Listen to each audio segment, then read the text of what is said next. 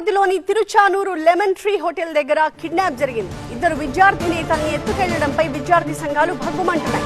తిరుపతిలో మోహన్ బాబు యూనివర్సిటీ ఫీజుల దోపిడీపై ఎస్ఎఫ్ఐ నేతలు ఆందోళనకు దిగారు. కలెక్టరేట్ ముట్టడికి వెళుతూ ఉండగా ఇద్దరు విద్యార్థి నేతల్ని కిడ్నాప్ చేశారు. ఎస్ఎఫ్ఐ నేతలు అక్బర్, వినోద్ ని బౌన్సర్లు బలవంతంగా కారులో ఎత్తుకెళ్లిపోయారు. 3 పోలీస్ బృందాలు రంగంలోకి దిగాయి. మోహన్ బాబు యూనివర్సిటీ వరకు పోలీస్ చేసింగ్ జరిగింది. నాగయ్యగారిపల్లి, రామిరెడ్డిపల్లి మీదుగా కిడ్నాపర్లు పరారయ్యారు. చివరికి నారావారిపల్లి దగ్గర ఉన్న మోహన్ బాబు ఫామ్ హౌస్ లో నిందితులతో పాటుగా కిడ్నాప్ కి గురైన విద్యార్థి సంఘం నేతలను కూడా పోలీసులు గుర్తించారు.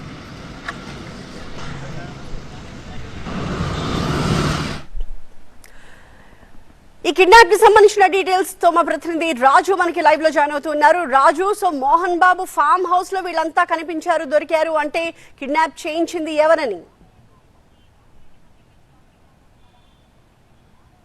ఖచ్చితంగా విద్యార్థి సంఘం నేతలని కిడ్నాప్ చేయించింది మోహన్ బాబు యూనివర్సిటీకి సంబంధించిన యాజమాన్యం అని చెప్పేసి ఇప్పటికే సిపిఎంతో పాటు విద్యార్థి సంఘాల నేతలు కూడా ఫిర్యాదు చేశాయి. పోలీసులు కూడా గుర్తించారు. ఇప్పటికే ఎవరైతే మోహన్ బాబు యూనివర్సిటీకి సంబంధించిన సిబ్బందిని, అట్లాగే బౌన్సర్స్ని, ఎవరైతే కిడ్నాప్కు గురైన విద్యార్థులను కూడా ఇప్పటికే గుర్తించారు. కాబట్టి వాళ్ళందరినీ మరి కాసేపట్లో తిరుచానూరు పోలీస్ స్టేషన్ దగ్గరికి తీసుకొచ్చే ప్రయత్నం అయితే పోలీసులు చేస్తున్న పరిస్థితి. అయితే కిడ్నాప్కు ప్రధాన కారణము మోహన్ బాబు యూనివర్సిటీలో అధిక ఫీజులు వసూలు చేస్తున్నారని చెప్పేసి ఇప్పటికే కోర్టులో కేసు నడుస్తోంది. అయితే 27 కోట్ల రూపాయలు అధికంగా విద్యార్థుల నుంచి ఫీజులు వసూలు చేశారు. కాబట్టి తిరిగి చెల్లించాలని చెప్పేసి హైయర్ ఎడ్యుకేషన్ కమిషన్ కూడా నివేదిక ఇచ్చింది. ఈ నేపథ్యంలోనే ప్రభుత్వం కూడా చర్యలు తీసుకుంది.